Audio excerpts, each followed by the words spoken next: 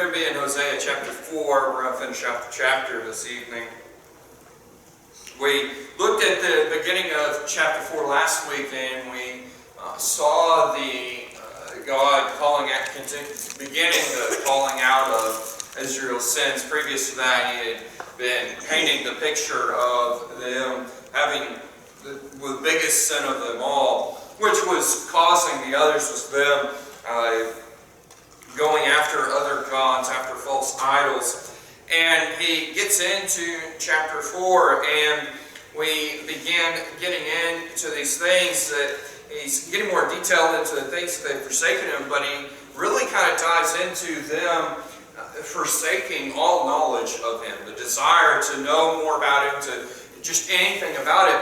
And it had actually progressed so far within their nation that even those that were supposed to be religious and desire it the most, the priests, they had even rejected God and the knowledge of him, the understanding of him. And they themselves had gone after the idols, showing that just how deep this had gotten into Israel, and how much it festered it and then grown into just every single area of Israel. And it just really kind of paints a very sad picture of Israel at this time. The condition of their sins, and being so far to just completely reject everything to do with God. And we see a lot of times people trying to meld false worship and God together. We see it in America where people want to meld their own fleshly desires with that of God, and ultimately they aren't melding it, they're creating their own God. But people at least try to act like they're merging them together and that everything's good. But here with Israel, they just don't even care. They're after everything else. Complete rejection. It's going to continue more talking about their spiritual whoredom against the Lord. The Lord's going to talk about some more punishments for them. And at the end of this, we also see exhortation for Judah not to fall into the same trap as the other 10 tribes, as Israel. Showing the condition of Judah and being a little bit better. And we see that the captivity of Judah is held off a little bit longer due to them being a little bit farther in sin, or a little bit farther behind in following the rest of Israel into this. But yet, nonetheless, they do have God gives the request for them not to continue down this path, to use them as an example. Let's go ahead and have a word of prayer, and we'll get started. Lord, I'm so thankful for this opportunity to be here, Lord. It's just such a blessing to be able to come and to assemble with your people in the study of your word. In so many ways it can provide joy for us and provide encouragement, provides growth in you as well, and many other blessings, Lord. I pray that you would just open up our hearts to your word, us to listen to it, apply it, maybe better equipped to serve you and have a better understanding of your expectations of us. Pray that you would guide and direct me, that everything would be ultimately for your honor, your glory, and your will. In Jesus' name, amen. We look starting let's go ahead and read 11 as well. We finished with 11 last week, but it says, whoredom and wine and new wine take away the heart. Israel had gone after their own desires, they had gone after those things, and it had taken them away from God. And he goes into 12 and says, my people ask counsel at their stalks, and their staff declareth unto them. For the spirit of whoredoms have caused them to err. They have gone whoring from under their God. He talks of Israel here and the condition of them, of who they're seeking their counsel from. We saw previously in this that they had rejected all counsel of the Lord, all knowledge of God. They rejected everything of Him, and they were seeking it in another place, though. And he talks about them seeking this counsel at their stalks. And basically this word stalk in the Hebrew language means their wooden creations. things that they had. What it's talking about is the things that they built, which the idols that they worshiped were idols that they built, as is always the case. The idol I always think of most is the golden calf with Aaron and the Israelites, and him just saying, well, I just threw the gold in and out came this calf. Well, it doesn't work that way. They have to build them themselves. Aaron wasn't fooling anybody with that. They had created these idols. They had built them themselves. And they were worshiping them. They were seeking their counsel from these gods that they had created. As well here it talks about them and their staff declareth unto them. The staff is like a wooden stick. It is described what we would better understand it to be as a divining rod. It made their decisions for them. It's kind of referring to a form of casting lots and such. But they are using these things that they created for their direction in life. And since they had created these gods, of course, it was always going to line up with what they wanted. You know, I talk about that in America we have a lot of people that try to merge the world and God together, and what they're actually doing is creating their own God that aligns with their desires. There's no such thing as worshiping God while also worshiping this world and being invested in this world. It just doesn't happen. There are two opposite ends. It is light and dark. And this is what they've done. They've created their own gods that they were allowing to lead them, which actually it was them leading themselves. They're using these things. So instead of seeking God's wisdom, they're seeking these false idols. It's interesting. I ask you to turn over to Psalm 115. Go over to Psalm 115. It kind of talks about it gives us an insight into a comparison of these gods that they were seeking their counsel from, that they were allowing to lead them. In Psalm 115, starting in verse 4, 115, starting verse 4, it says, "Their idols are silver and gold, the work of men's hands. They have mouths, but they speak not. Eyes have they, but they see not. They have ears, but they hear not. Noses have they, but they smell not. They have hands, but they handle not. Feet have they, but they walk not. Neither speak they through their throat." The writer here of this psalm, he's talking about these idols that are created, and that they have all of these things that they've been created for, but they've been created out of silver and gold. They've been created by men, and they have all these things, but they don't actually have any abilities. They look at them as having the mouth, the ears, the hands, the feet, but they don't actually do anything. They can't accomplish anything. They're obsessed with these things that they have created that bring nothing. Reminded as well of Elijah, the prophets of Baal, and doing their competition, which was a landslide win for the Lord.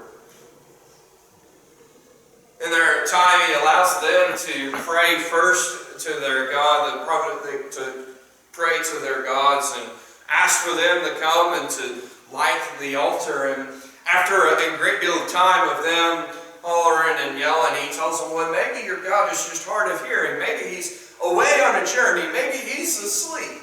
Yell a little bit louder. They couldn't hear him. They couldn't do anything because they didn't exist.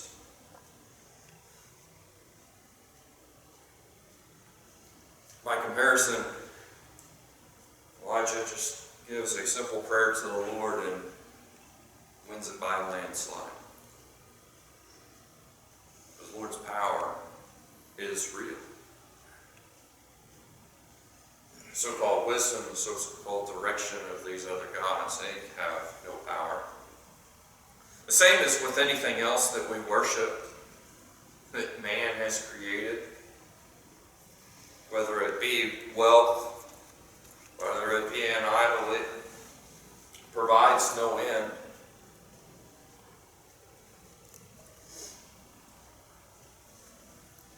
We see back in Hosea, as we continue in verse 12, he's talking about them seeking their counsel from these. And he says, "My people ask counsel at their stocks, their staff declares unto them, for the spirit of whoredom hath caused them to err." Their spirit of whoredom, their spirit of leaving the Lord is what he's talking about here. Their spirit to go somewhere else, to do something else. Their desire of a different direction. What has taken Israel away from the Lord, seeking after these other things, is their desire for themselves.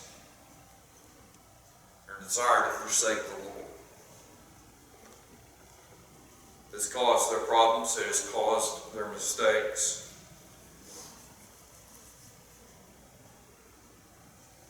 It says, "And they have gone a-whoring from under their God."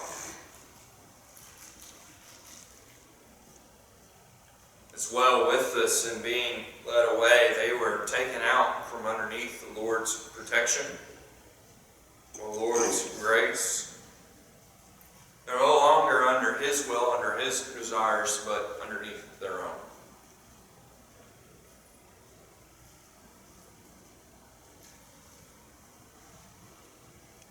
When we go seeking after things of man, things of this world, it will take us away from the Lord. It takes us out of His will. It is impossible for you to seek after the things of the world and still be with the Lord. That's why Christ said that we cannot have two masters. We cannot serve that of the world and the Lord at the same time, because they are two different. They're separate.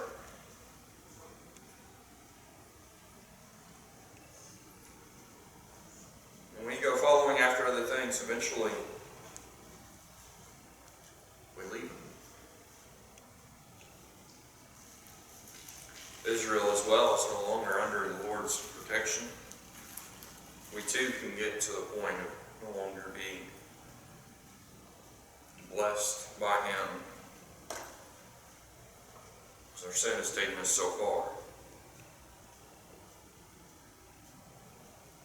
Verse 13, it says, "They sacrifice upon the tops of the mountains and burn incense upon the hills, under oaks and poplars and elms, because the shadow thereof is good. Therefore your daughters shall commit whoredom, and your spouses shall commit adultery." He speaks here of their worship of these other gods, and that they're offering the sacrifices anywhere and everywhere, on top of the mountains, on top of the hills, underneath the oaks and the poplar trees, anywhere that they can.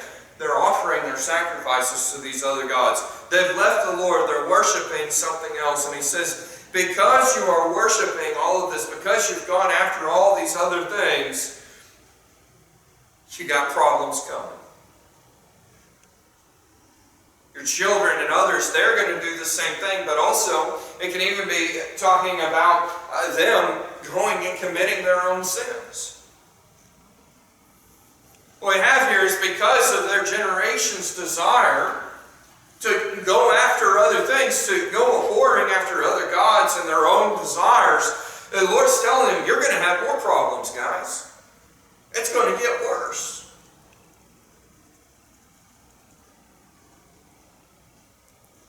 You've set this example, you've set your society on this path, so your society is going to continue on this path. I want to point out the importance here of setting the example for the next generation, investing in the next generation. The decisions that you make today will affect those that come after you.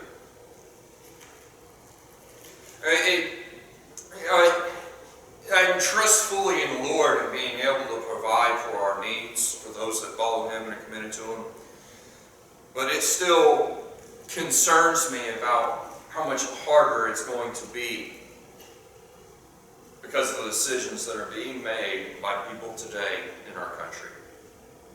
Decisions that are being made by Christians, even.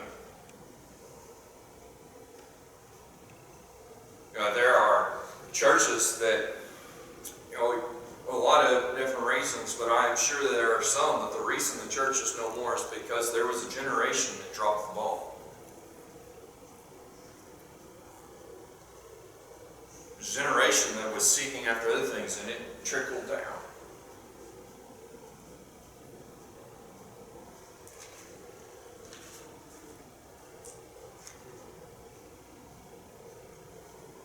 Verse 14, he says, I will not punish your daughters when they commit whoredom, nor your spouses when they commit adultery.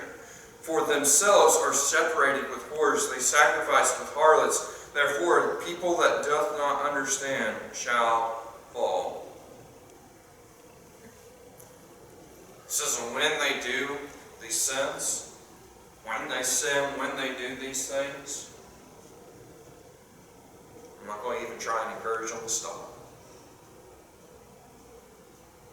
God's punishments are meant to bring us back to what is right. The reason that a good parent chastises their children, punishes them for doing wrong, is to teach them and to bring them back to what is the right decision, what is best for them. God does it to us except in a perfect way. Parents make mistakes, but God doesn't.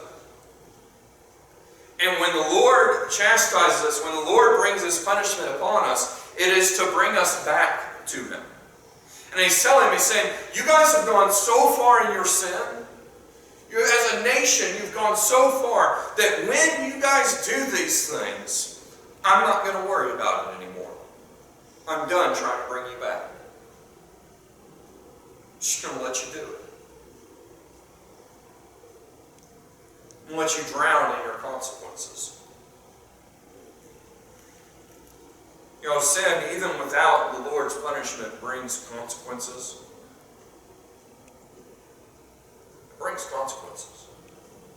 But the Lord chooses at times to increase those consequences or add to those consequences in order to bring us back.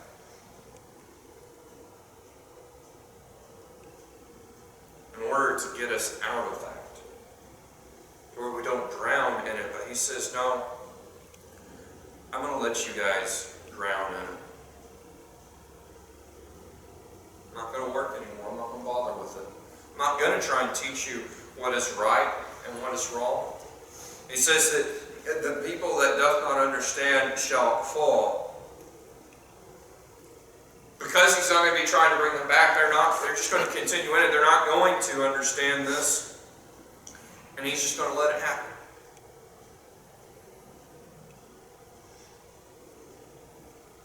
It's a sad day when a nation progresses so far, the Lord stops trying to bring the nation back.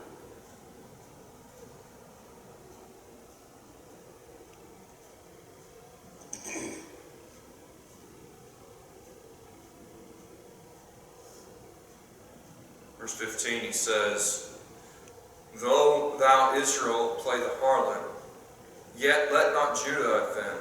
And come not ye unto Gilgal, neither go ye up to Bethaven, nor swear, the Lord liveth. I have an exhortation here to Judah to look at Israel as an example and to not follow in it. He tells them, Judah, do not follow after Israel. Do not do these things. He makes mention of two places here, Gilgal and Bethaven.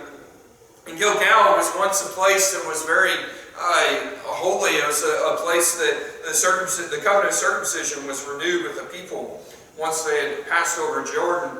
But later on, Jeroboam made it a place of idol worship. And this idol worship had increased.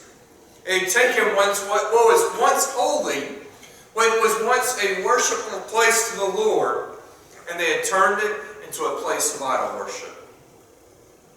He's telling Judah, don't change your things. Don't go after these things. Don't change what is once holy into something that is evil.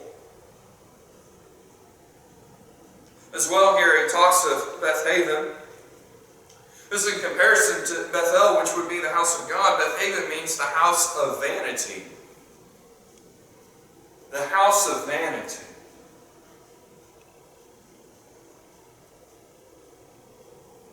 We know what being vain is and seeking after your own self. It says, do not set up shop in yourself. Don't go there. Stay away.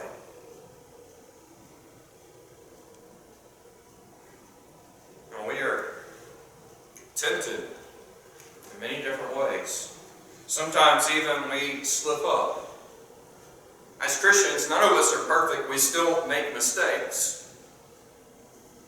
There's never the only time that we are going to be completely 100% perfect and never make another mistake again is when we spend eternity with the Lord. When we're given our new bodies that are not corrupted with sin. So we still make our mistakes, but the desire should be for every Christian, for every child of God, to not set up shop in their sins. To not continue in that sin. What he's saying here is Israel, they've set up shop in their sins. They've set up shop in the evil and the worship of other things of themselves. And he's telling Judah, he's saying, don't go there. You see them doing it, but don't be tempted to do the same thing. You know, we can look around us, we can see other people that have set up shop in their sins. We can see other people that have set up shop in the things of the world. And the temptation can be for us to set up shop with them, to go join them.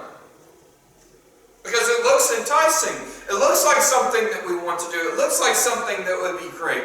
But the Lord says, no, don't. Don't fall for it.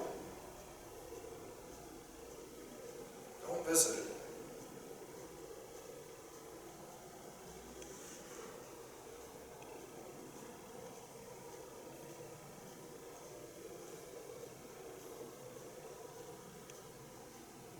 Verse 16, he says, for Israel slideth back as a backsliding heifer. Now the Lord will feed them as a lamb in a large place. You know, I've experienced a heifer a few times. I've experienced some stubborn heifers, some stubborn cows. When a cow makes up its mind to go against you, you aren't stopping. Just get out of the way. And many times when trying to herd one to a certain place, to do something even that would be beneficial for them, give them medications, to even put some medication on it to keep the flies off of them in the summer, or even if they have some kind of injury, trying to get them in to help them, just as the Lord does for us. He tries to bring us to Him, take us to a good place. But sometimes, the cow is just so stubborn, they'll turn around and run over whatever you're on. First dent that was ever put in the new farm truck was by my dad trying to chase a cow. That decided she had enough of it and went head to head with the front of the truck.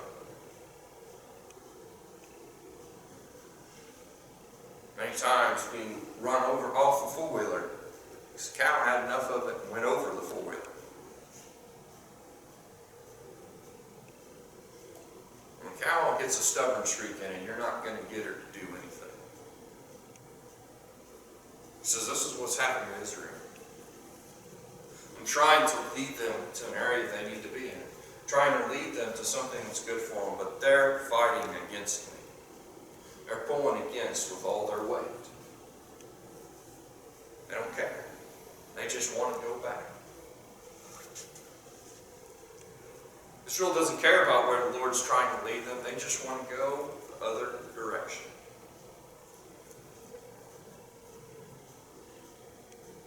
Just want to do something else.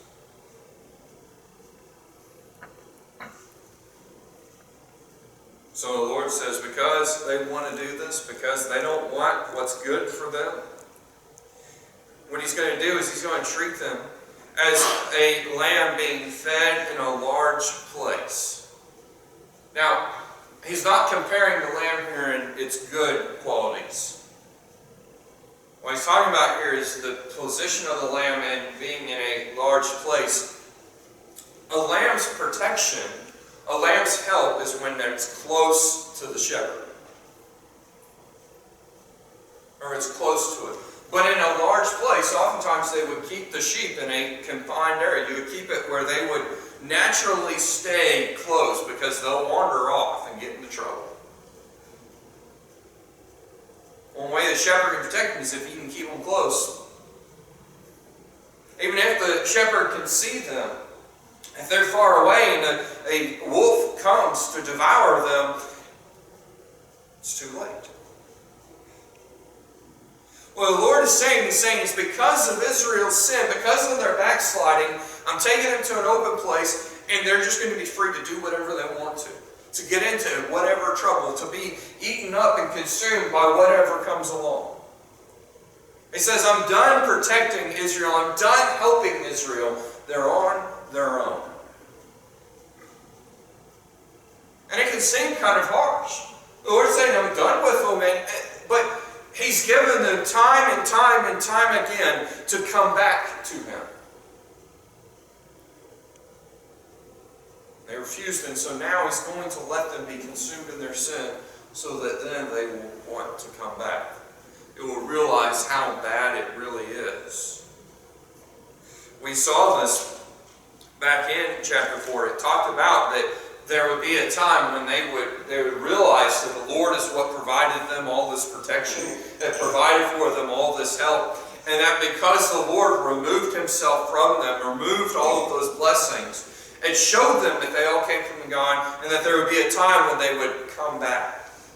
His purpose here, even though He's completely turning Himself loose from them, His purpose is still to show them of their need for the Lord. To still show them for their need to come back to Him. Even though He's talking about removing Himself from them, this is still their punishment. This is still the Lord trying to help. But He has to go to extreme lengths to teach them this because they've ignored Him up until this point. You know, the Lord a lot of times is very soft with us. But the more that we reject Him, the more that we push away, the harder it's going to work. The rougher it's going to get. In the beginning, it doesn't seem like it's all that bad. We're like, oh, we're getting away with this. But eventually, He reacts. Notice here it continues to describe Israel. It says, Ephraim is joined to idols. Let him alone. When it says Ephraim here, it's mentioning the tribe of Ephraim, but the tribe of Ephraim was the ones that led Israel. What he's talking about is the 10 tribes of Israel at this point. He's referring to all of them based on the one that is leading them. And he says, all of Israel, these 10 tribes, they are all joined to the idols. They're joined to them.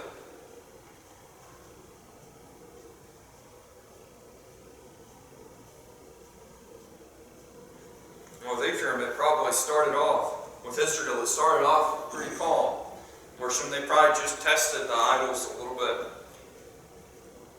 And it continued to grow, and then they became hitched to it. They became joined to their sins.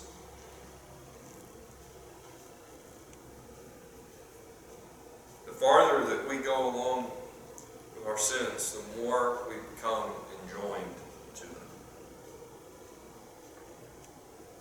It all starts just taking a look.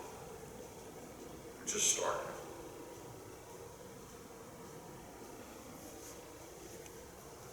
There's an old saying, sin will take you farther than you want to go and keep you longer than you wanted it to stay. Once you start in it, the harder and harder it is to leave. It's better to get out early. You know, this is why oftentimes we're most concerned with kids and salvation, because we know that the older they get, the harder it is for us to share the Lord with them, the more they are enjoined to the worldly lifestyle. I'm not saying that the Lord can't work, but it's much easier when they're younger. Because the sin of the world doesn't have as quite a strong hold. It's much easier to deal with the sin in the beginning than in the end, when it's too late.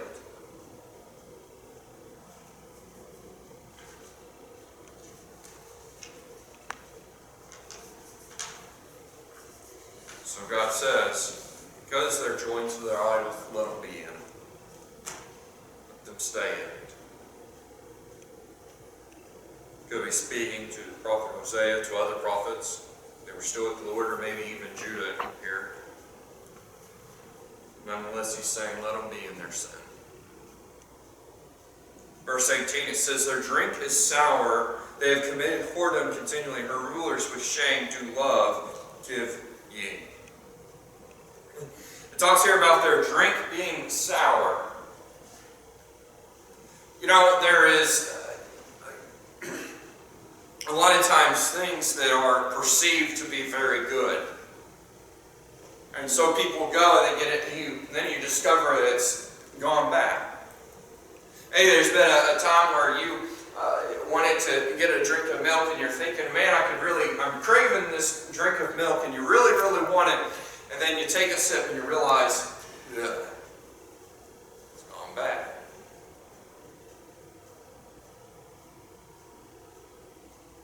Israel, they thought that what they were doing was something that they would enjoy, but it's something that had gone bad.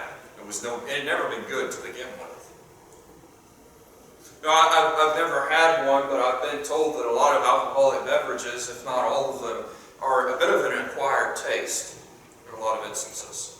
For most people, it's an acquired taste. It tastes horrible in the beginning.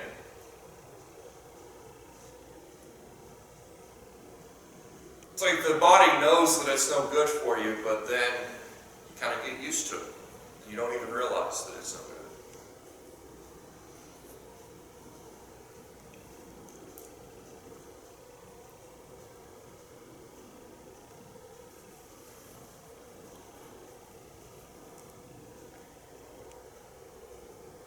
What Israel is indulging themselves in is no good at all.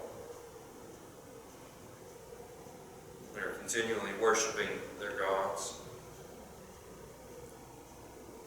Notice as well, it talks about the rulers. It says, her rulers with shame do love give ye.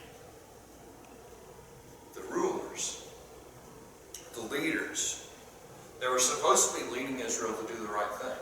They were supposed to be stepping out in front and setting the example. They loved it. They encouraged it. They asked for it. The leaders, whether they wanted it or whether they were just allowing the people to take them wherever, they were allowing it, and to the point that they enjoyed it. I can't help but notice many times in history, and even in the present, where there are those that are in places of leadership that should be making decisions that are best for the country or best for wherever they are leading, but yet they allow the people to just drag them wherever they want to go. And it doesn't take long to find examples, because every time there's an election for a president, there's always things that they said in their past that's different than what they're saying now. And I'm not going to say it's always the case, but I know there are a lot of times that the reason they changed is because the public perception changed. They weren't leading, just doing whatever. There are some that their only desire is to get rich on everybody else. They don't care if they burn country with it because they're going to get rich off of it. And they probably figured that by the time any problems come up, they're going to be dead. They only care about themselves. But as well, on a much more lower level, us as individuals, we are set in places of leadership, especially the men. We are set in places of leadership over our households, and it's for us to set the example and to lead, and to not encourage the sin or be the one instigating the sin even.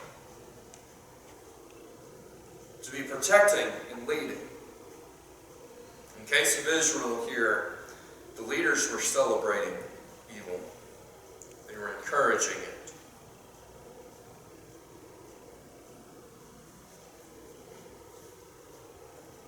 You see it by the statement of, they love it, and they say, give ye. Let's do more. Now today, the sin is celebrated in every area. It's celebrated. It's not for us to fall into that. Verse 19 it says, the wind hath bound her up at her wings, and they shall be ashamed because of their sacrifices.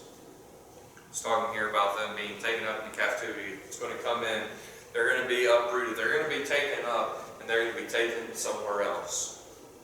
Be drugged off to captivity.